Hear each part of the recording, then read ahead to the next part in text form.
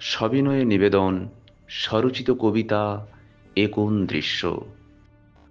জ্বলছে আগুন, চলছে গুলি, কত শত কণ্ঠে উঠছে কলরব। দুই একটা প্রাণ তারার মতো যাচ্ছে খসে, উন্মত্ততার এ কোন বিপ্লব! চাইছে ওরা মূর্তি ভেঙে স্বৈর শাসন আনতে, গণতন্ত্রের স্লোগান তুলে চাইছে সমর শাসন গড়তে। গৃহযুদ্ধের জ্বালিয়ে আগুন দেশকে করে খান খান, মুজিবরের মূর্তি ভেঙে দেশের স্বাধীনতাকে করে অপমান। শতকণ্ঠের স্লোগান তুলে যারা ঝরায় বুকে রক্ত, আমজনতার সহানুভূতি কুড়িয়ে তারা আজ দেশকে করে মদমত্ত।